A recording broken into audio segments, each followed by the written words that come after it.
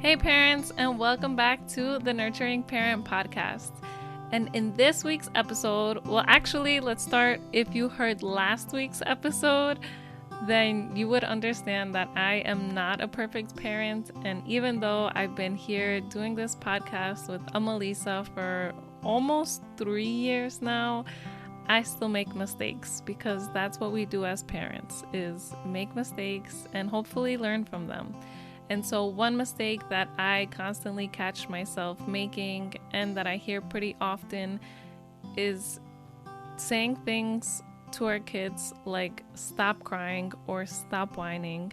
And so in this week's episode, we are going to go over the common phrases that we should be avoiding in this part 1, because yes, there will be a part 2 next week. And so if you catch yourself saying this to your kids and you notice that it's not helping or not working for you, stay tuned so we can dive into this week's conversation on common phrases to avoid. Ready? Let's get into it. Hey, Mama. Welcome to the Nurturing Parent Podcast. Do you want to end the constant battles for bath time? Do you find yourself emotionally exhausted at the end of the day? Do you wake up with big hopes for a smooth day of fun with your little ones, only to face an early morning meltdown because you peeled their banana the wrong way? Silly you. Silly you. Hey, I'm Sareena. I'm a mama of 2 little ones, and as a new mama, I constantly questioned myself. I wanted to make sure I was raising respectful kids while also building a strong bond with them. But I discovered that I had to unlearn my ideas that punishment was the way. With Lisa's encouragement, I've been practicing a respectful and gentle parenting approach, which is strengthening our bond as a family. And hi, I'm Lisa. Amma means grandmother in Icelandic. I am a mama and an amma. And I have over 40 years of experience in childcare and parent coaching. And I am so excited to share the knowledge I've gained over these years with you.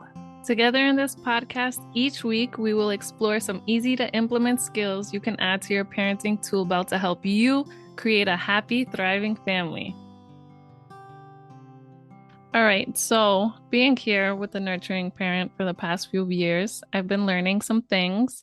And what I've really been learning is that when we communicate with our kids, well, for me, it's like learning a whole new language when we speak to them.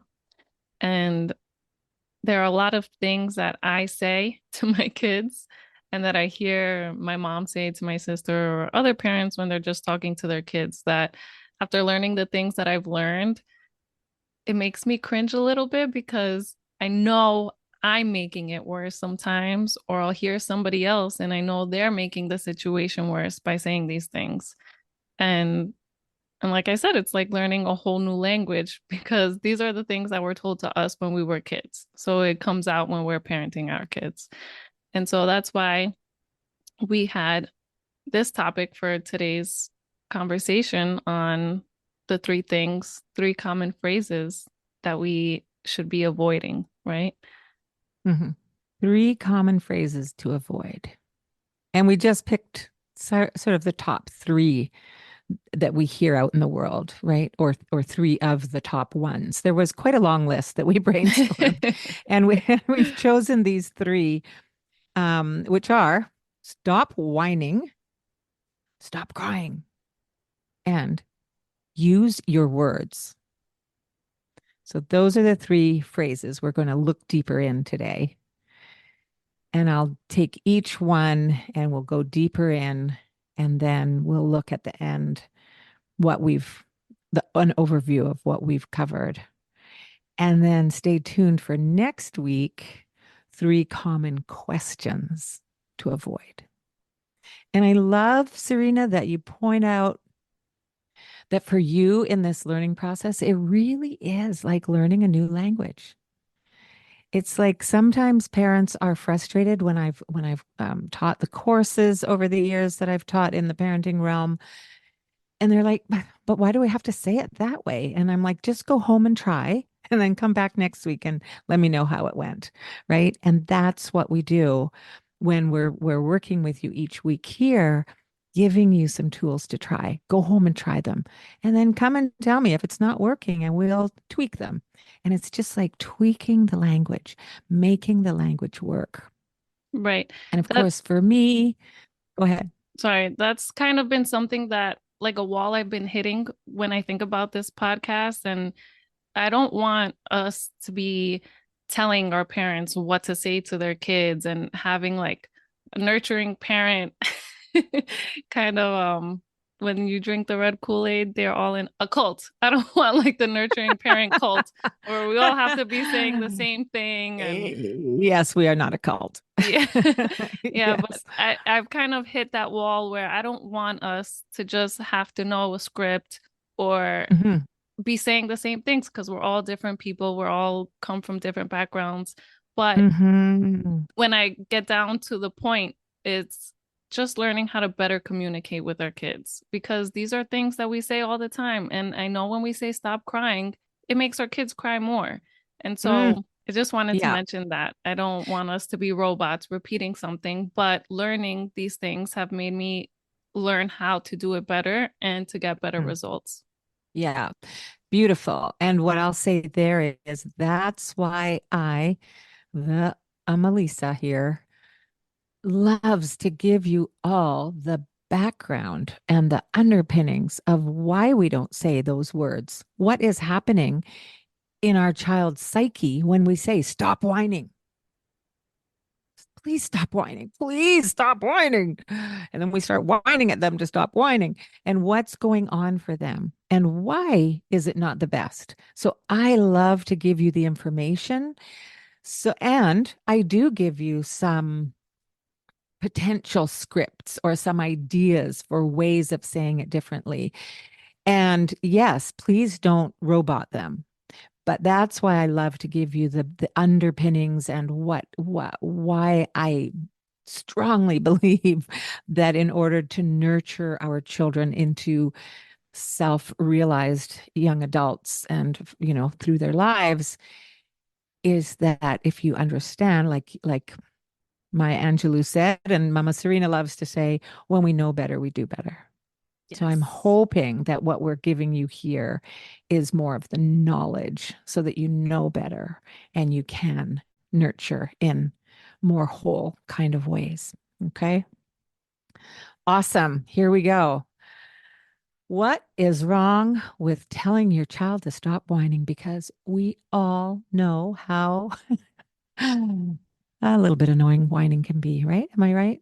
Yes, and I was actually told all the time, stop whining, stop. That was like the number one thing that I was told when I was little. And I thought something was Mm. wrong with my voice, and it made me question every time I would speak. And I was always Oh, told, wow. stop whining. Wow. Okay, that's incredible. And I love this that you're able to access that because you didn't even really know what they meant. Is it just like something wrong with my voice in general? Yes. So let's get into this. Let's get into this. Number one, I want to give you the information, and you probably have heard me say this before, and you've heard other people say it, I'm sure. Children are not actually trying to bug us. They're Are you sure? not actually, am I sure? They're not actually just whining to irritate us. They're not trying to get us angry. They're not trying to just get attention. But what I'm going to tell you is behind every behavior is a reason for the behavior. And it might not be what you think it is. So, whining itself indicates a level of dysregulation, right? If your child is on an even keel, they'll say, Mama, can I please have that candy bar that's next to the till when we're going out the grocery store? They'll just say it in a regular voice. But if they're heading into a dysregulated state, Mommy, I want that candy bar. I want that candy bar. Please, can I have that? Please, can I have it? Like they go into whining. What I want you to notice is that there actually is a plus side of whining. Can you guess what that might be? They're They're not at, telling you something. they're telling you something and they're not actually in a full blown meltdown Oh or yes. tantrum. So if you can look at whining as, oh, my alert bells are going off, my child is becoming dysregulated. Mm-hmm. What does my child need? There is a need behind the behavior. There is something going on. So we want to be proactive. We want to notice, are they hungry? Are they thirsty? Do they need to go to the toilet or get their diaper changed?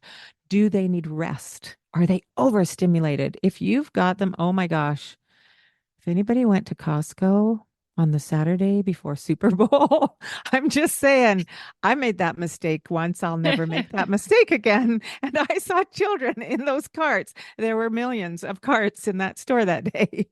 And if you've got your child with you in the big, noisy grocery store with all the lights and all the noise and all the people and all the stuff, that's the path to dysregulation. Overstimulation. Are they overstimulated? Are they bored and understimulated? Like all the things, right? Do they need connection with you? What is it? So, what I want you to do is be the detective. When you hear the whining starting, and if you're triggered, we're going to come to some ways that you can respond helpfully. And it's not to say stop whining or don't whine at me or any of those. We will get to those. But if you're triggered, remember, you may not be able to access what I'm telling you right now in the moment, but I want you to be the detective, even in retrospect. Okay, I took my child to grandma's.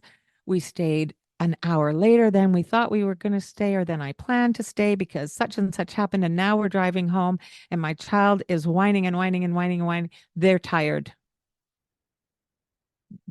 Be the detective, right?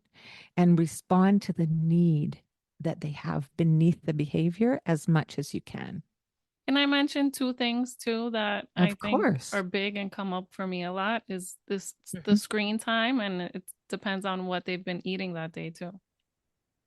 Those are just two Yes, really thank big ones. you.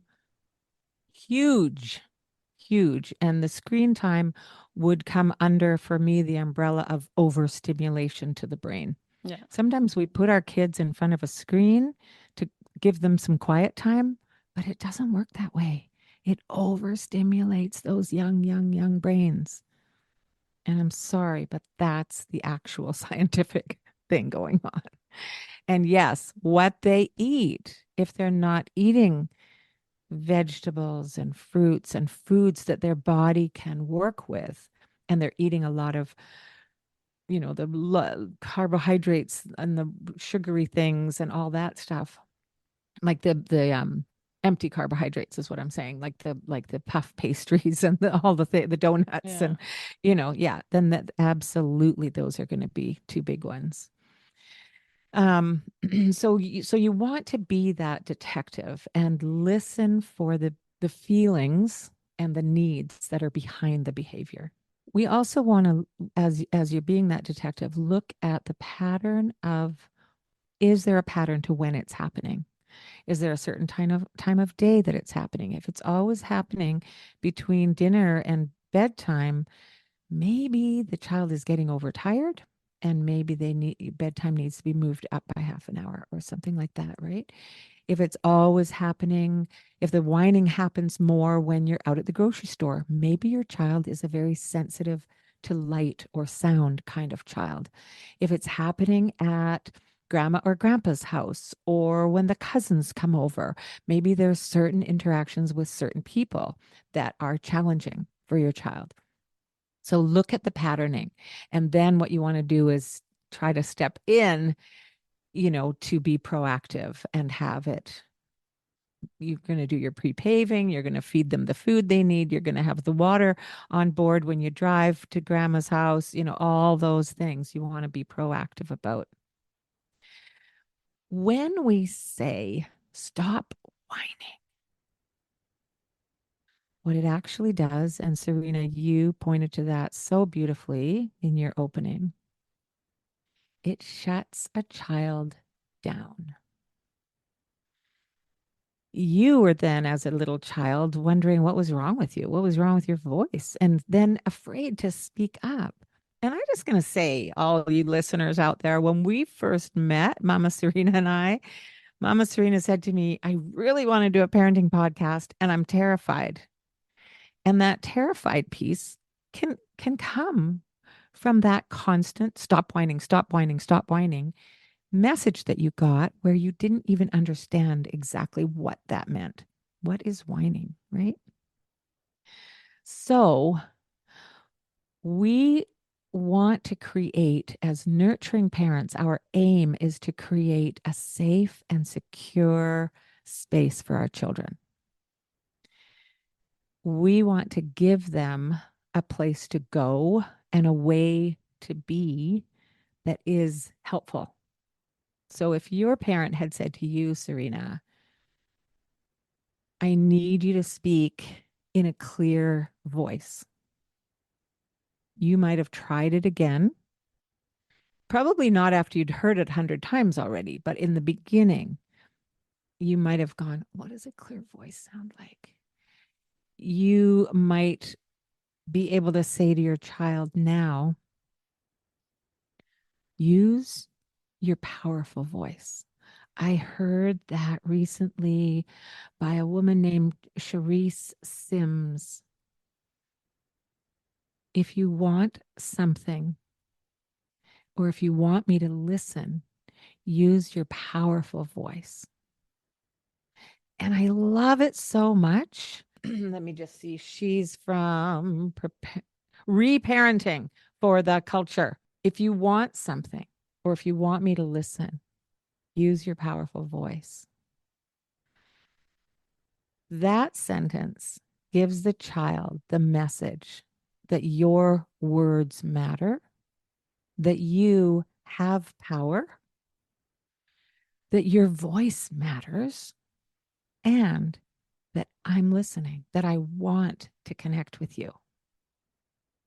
So that's a place to give them to go rather than shutting them down. Yeah, I love that one. And you shared that when we were talking about this. So I've been trying that because I usually say to her in Spanish, háblame bien, like talk to me nice. Like speak to me in a way I can understand. Háblame bien. And so that to me is a lot more empowering and not kind of like shutting her down the way I have been. I like that because when we tell our children, speak to me with a nice voice, use a pleasant voice, be polite, those kinds of messages. What I want to challenge you with is, do you always use a pleasant voice or a nice voice? Yeah, because sometimes I'll say it like háblame bien. Like and it's kind of like speak to me the right way. Don't don't do that. Speak to me the right way. Yeah. But I will Yeah. say it like speak to me the right way. Yeah. Be nice. Say it nicely. Yeah. So we're using a not nice, not pleasant tone to try and make them give us a pleasant tone. And as we know, modeling is our number one way of having our children learn. And Yeah. remember, they're learning. They're learning how to communicate. So if whining is really hard for you, and I know that it was for me as well, I don't have it as often now because I don't have children full time. So in childcare world, you get less whining because it's just part time day in the daytime. But when I was a young mama, I would say things like that. It's hard for me to listen when you use that tone of voice. Could you try a different tone? That would be one thing that I would have said too. Um,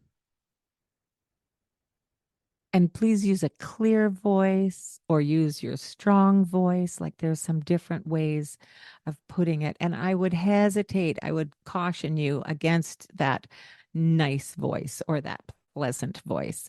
Because sometimes, if we haven't been listening clearly to what our child is requesting and now they're whining at us, it's actually because we've lost a link in the communication a little ways back. and they're now being demanding. And we want our children to know that they can communicate powerfully and that it's okay to ask for what you need. And so we don't want to be shutting them down. Right. My second one, she's more of like that powerful and kind of aggressive. And I really don't want to tone down her aggressiveness because I know that can be a strength for her. And I don't want her to dwindle that for me. And so that's a great way to help me, get her to communicate in a better way without blowing out that flame. Mm-hmm. And you don't want to give in to actual demands that are relayed to you aggressively. Yeah, no, I don't mean Right. aggressive in Yeah. in that kind of way. She's just more of Yeah. like a powerful child, and I don't want her to tone it down because Mm-hmm. I've learned to love that about her. At first, I was like, "Why aren't you that little angel like my first one?" But I'm starting to like that spice that she has. Yeah, the spice. Okay, that's beautiful. And that other thing you just said about how one child is different from your other Oh child, yeah, let's do an episode about that one we day. have to. Yeah. Um, yeah, so not squashing their spice for sure. And if that, you know, whether they're whining for something and I really want it like that, or I really want it and I want you to give it to me right now. Like those are two kind of extremes that we don't actually want to play into. But we can say, that voice sounded like you were demanding that. And actually, just a normal, everyday kind of conversation would work better for me. And you use a normal conversation too, right? Conversational voice. Okay. So I hope that helps with the whining, giving you some alternative statements to make there.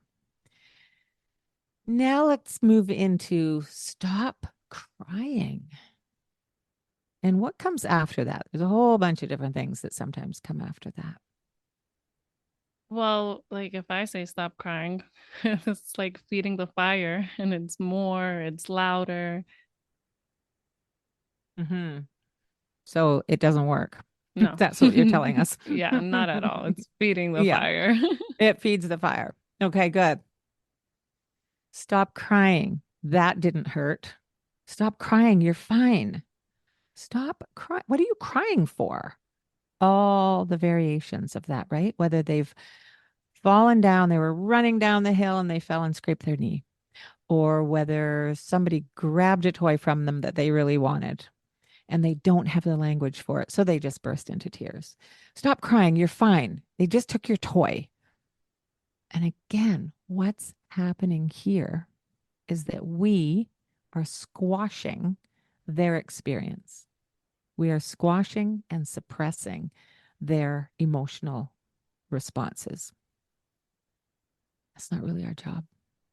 I want you to think about you, the adult,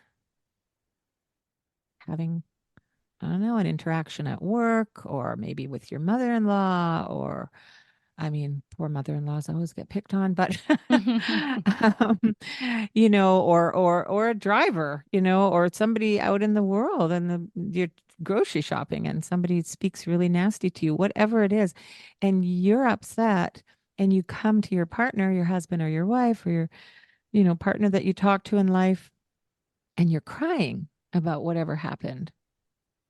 Have you ever experienced your partner saying, "Oh, for goodness sakes, stop crying. What are you crying for?" And how does that go? How does that feel for us? Do you Well, have any experience around that, Sareena? well, for my husband, I would want to punch him in the face because that's how I feel. But yes, and I have just been able to um put words Okay, to hang on one second. Just before you go into your next piece, you want to punch your husband in the face. That's how our children feel yeah, when we shut them down. Sometimes some children in some situations just want to lash out, right? yes. Mm-hmm. And um That's very true because that's how I would feel with my partner. And I don't want my kid feeling like that with me.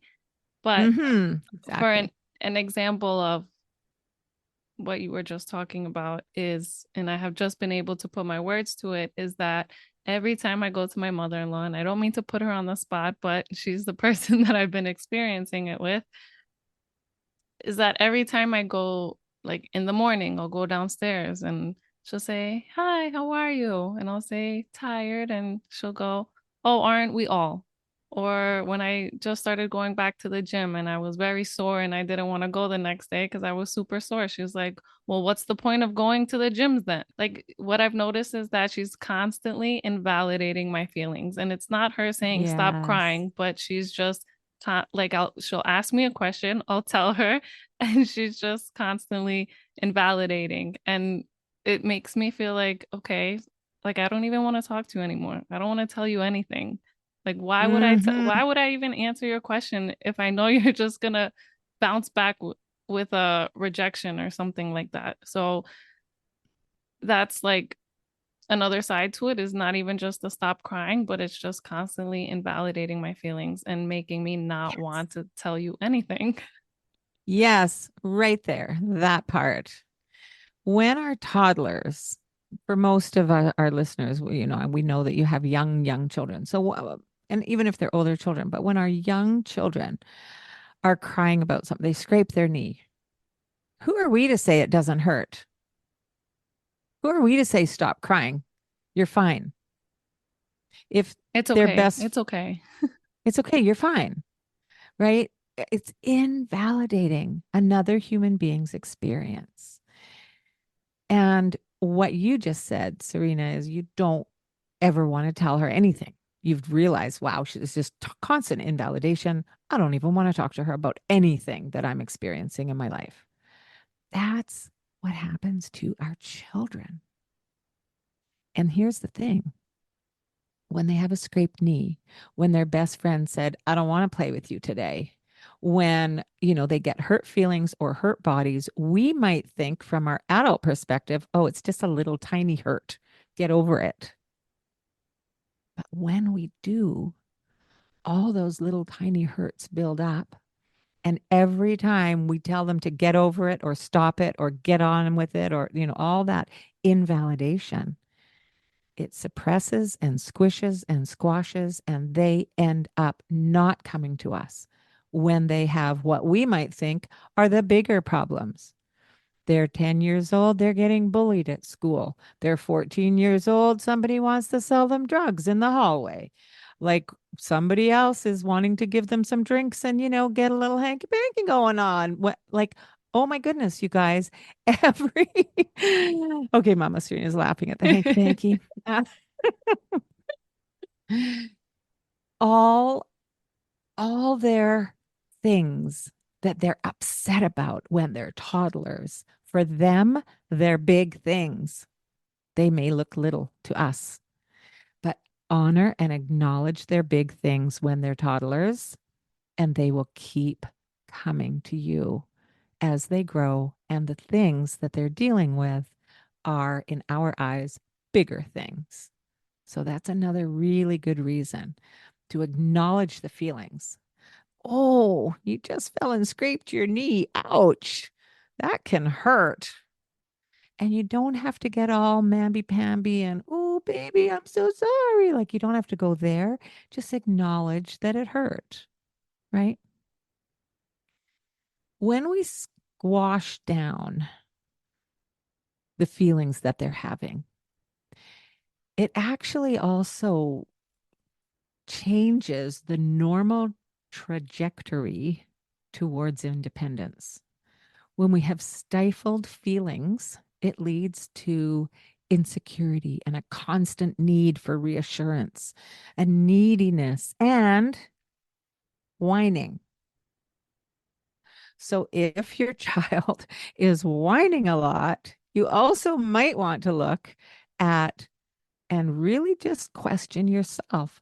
Am I invalidating my child's experience on a regular basis? And a lot of us do. That's kind of what our culture does.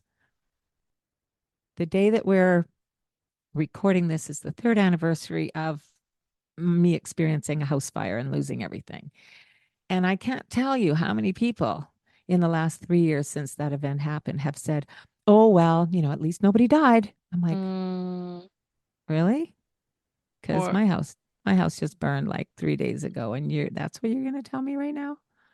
yeah. Because it actually hurt. Like, I know nobody died. I'm grateful nobody died. And I just lost my home and everything I owned on the planet. Mm. So it's like, don't invalidate people. Don't invalidate each other. Be And, careful with our words, right? and I don't mean to speak for you, but I know now that you've been renovating and picking out your fixtures, and I've heard it coming up. Well, that must be fun, like being able to pick out all the new things, but it's still a traumatic thing that happened for you. And Mm-hmm. it would be nice if you didn't have to go through all that work and all those decisions, and if you just had your original house. Mm-hmm. Yeah. Yeah. Thanks. And it's the reason I brought it up is because it does pertain directly to this conversation about invalidating another person's experience Yeah. and bringing it back to toddlers when our toddler is upset because the person next to them grabbed the toy out of their hands and now they're really sad. It's like the worst thing that happened. Please don't go up to them and say, it's fine. It was just a toy. Here's another one. That just invalidates their experience of somebody grabbed that from me. It was upsetting. It hurt my feelings. It might have hurt my hand because they grabbed, whatever it was for them. Oh, I can see, I can hear that you're really upset about that. It's okay to say, I'm upset with you right now. I don't like my toy being grabbed, right? So you give them something to express what they're feeling. And I wanted to give you a fun fact that crying activates the parasympathetic nervous system, which is where the calming hormones come out through the parasympathetic nervous system. And it causes a release of oxytocin and endorphins and feel good hormones. And crying can actually relieve physical and emotional pain because it releases those hormones. So that's a fun fact about crying. It actually helps physiologically. Okay, last one. The last phrase we want to work on avoiding is use your words. So this often happens when a child is crying or when a child is having a meltdown. And similarly, it invalidates the child's experience. I want you to remember that your toddler, your preschooler, your young child's brain is still learning to process what's happening and how they're feeling and learning the words or learning which words to communicate all of that. Like it's a lot to expect our little children to be able to use their words and our older children, especially when they're upset. And you or your husband or wife, when you're upset, do you always have the appropriate words? No, I don't think so. I don't either. Yeah, and I don't even have to be upset. I usually just don't have the words for anything. Right. Exactly. So, anyway, that one just kind of ties in. And again, we want to acknowledge and validate what the child is experiencing. Oh, you really wish you didn't fall and scrape your knee right now. That's okay. I understand that it can hurt. You can let me know. It just hurts, mama, and just give them some words to use for the appropriate conversation that you're wanting them to have. But modeling also is your best friend. So stop whining, stop crying, and use your words. They really all invalidate the moment. You don't want to give in to them all the time because then you're going to end up with a child who is becoming needy of you giving them what they want all the time. And you want to give them some powerful ways, empowered ways of communicating with you. And you want to know, remember, that they're young, their brains are developing, they're learning.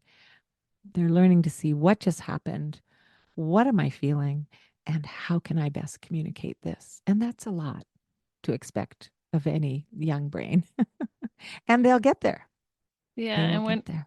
when you just gave the example about when I was being told stop whining all the time, and then you offered another option, just even you saying that, I felt it in my body, just feeling supported. And like if my dad would have said that, I would have felt like he was on my team.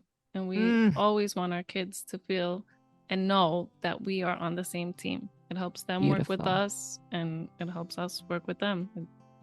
Beautiful. Let's end it right there because that's the full circle. Thank you for that. All right. Well, we hope that this helps. And I just want to say, you may now hear yourself all week saying stop whining or stop crying or use your words.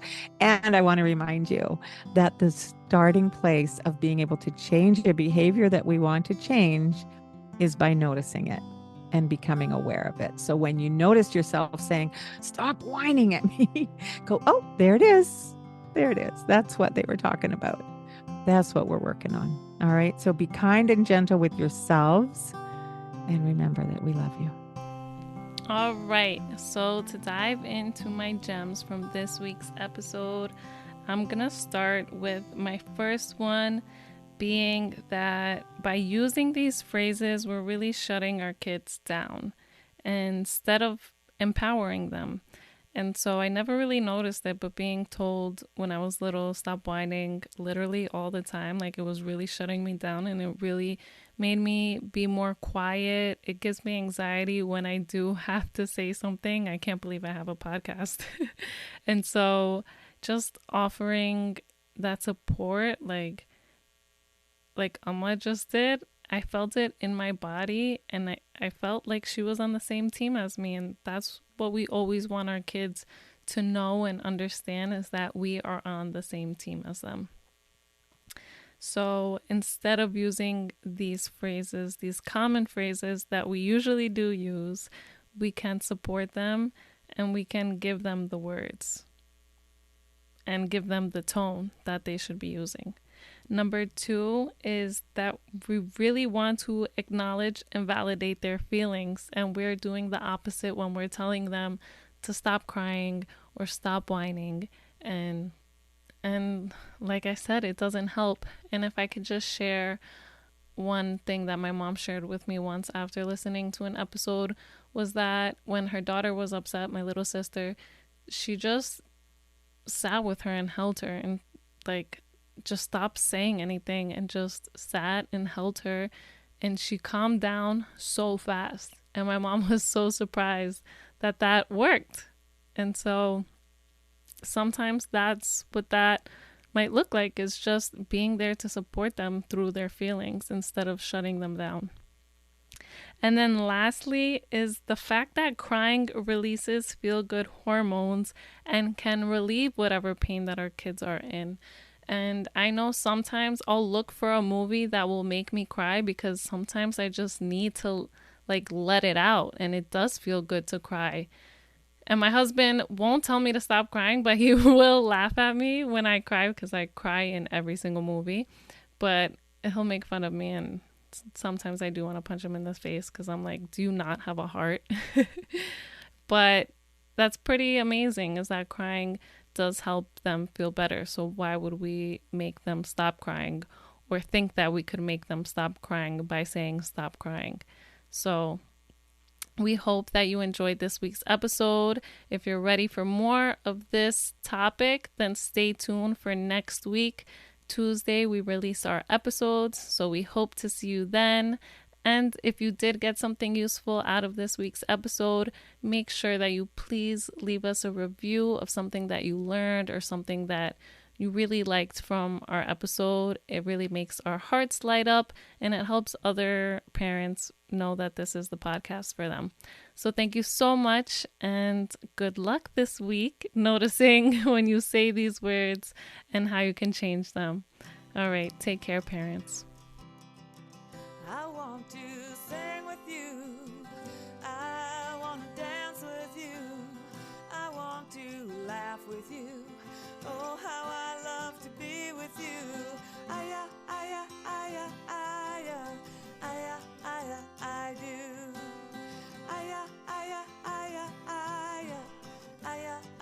I do. Such a short time we've been together.